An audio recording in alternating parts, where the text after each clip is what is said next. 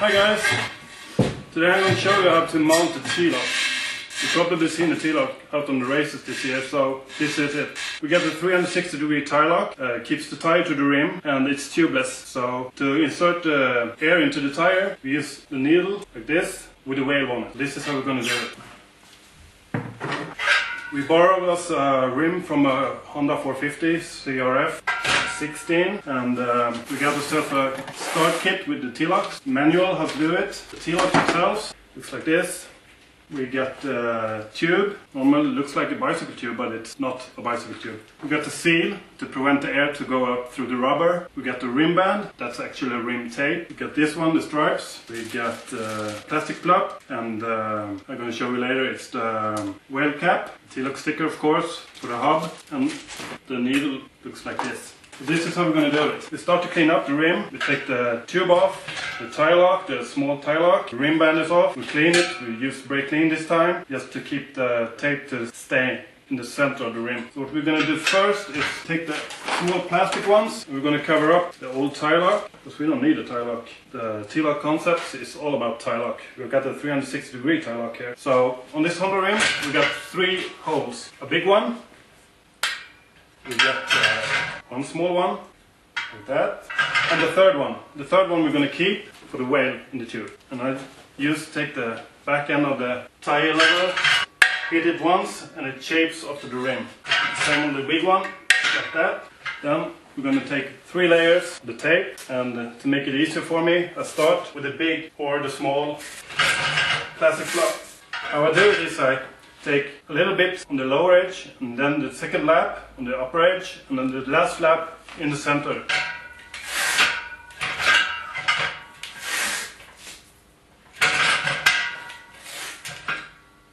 Like that. Make sure the tape is close to the rim, over the nuts and stuff. And then we need a hole for the whale in the tube. Then we take this Leatherman. You can use a screwdriver or whatever. Just pinch a hole in it. Like that, and we're ready to mount the T-lock. Here's the T-lock. We need a tube, and this one is important. The nut should stay close to the edge of the whale, down. We put the tube inside the T-lock, like that. We're going to use this, because you're going to mount the T-lock the same way you're going to mount the normal tire. So in the end, it's going to go straight over the rim and be a little bit harder to work on. So to prevent damage to the tube, we close it up. Just watch. So what I do, take the tube inside the T-lock like this, just close it. I use about 4, 5, 6 of them with like 3 inches in between. It used to work fine. So if you get like 4 or 5, it's fine. If you got 3, 4 or 5 is better safe than sorry, so take what you got. And when you mounted the T-lock, it's going to stay on the rim, so it's not like you're going to do it once a week or so. It lasts a long time. So it's ready to mount. We're just going to need some seal on it. If you don't have the tire paste, you can use the seal to make it a little bit slippery, so it finds its place easier, like that. We turn it, do the same on the other side. Like that. Then we find the whale and the hole for it. It's over here. Put the whale inside the hole, like that. And work ourselves all the way around as far as we get, like this. Then of course, bead buddy.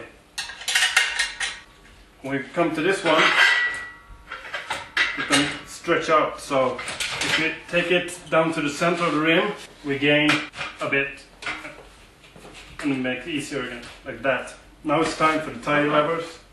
We put one inside there, just bend it, check that the T-lock is in the center. Take number 2, and this one is important, guys. Don't take it over here. It doesn't matter if you do it like 8, 9 times. We just take small steps all the way. And for that, we don't need any strength. We just go easy, like this, and work yourself around it. I think that should do it.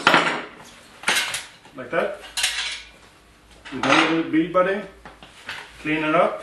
And of course, cut this one. Don't cut the T-lock. Voila. What I used to do now is that I pump it up to like 4 psi, just to check that the tube is fine. It stays on the stand.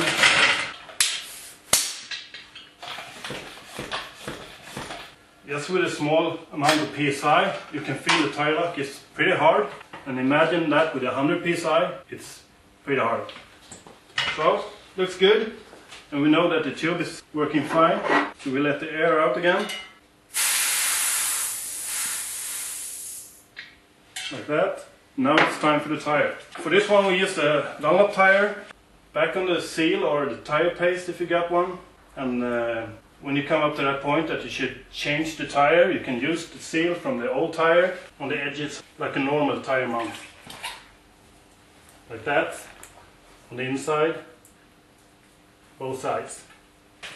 Then we take the rim, like that. We take the tire, press it down, and it opens in the bottom, but it also closes the sides, like 3 and 9 o'clock.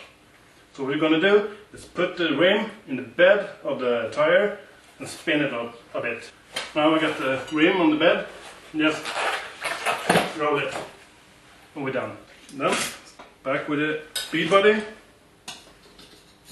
Lock the tire levers. We stick to the small ones, close to each other. I mean, you probably tried it before to take like, oh, I'm almost done, so take one here, and it doesn't happen. So small steps, and if you start to struggle, just push the back end of the tire downwards to the center of the rim, and you can work again. It's not that funny to mount the tire, so if it's easy, it's fun. One side. One down, one to go. Now I use 2 levelers with like 5-inch apart. Speed body, lock the tire, and work yourself around again. And when you start to get close to the end, you're always going to be happy. I'm almost done, so. But we're not. We have to add the seal. We need the seal.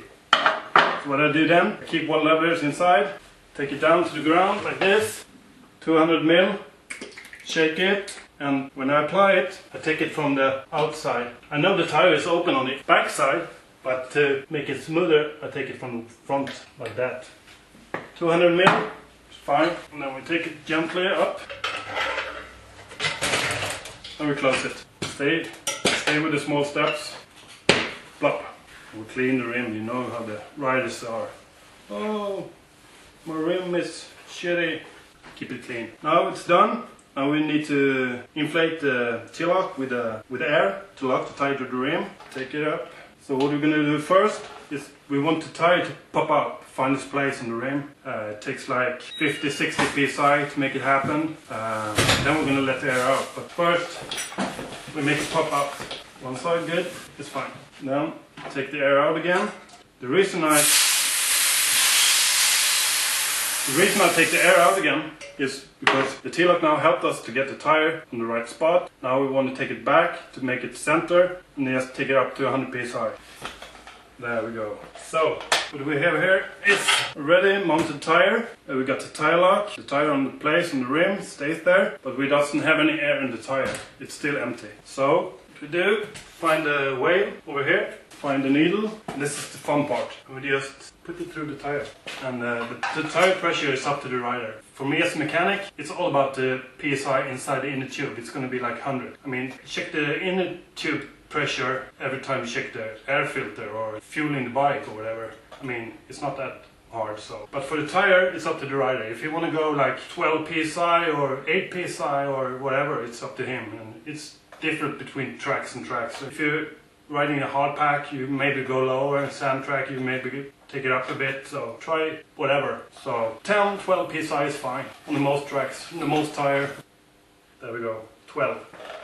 Obviously now the seal will be on the bottom of the tire. So if I pull the needle out here, the air will go out for sure. So what I'm doing now, take the wheel, put the needle downwards and give it a few seconds to have the seal coming down to the needle again. And meanwhile, I use the aluminum cap. The high pressure tube needs a real cap. And then when that's done, I just take one hand on the needle, twist it at the same time, pull it like that. And then check if you got some blue seal there.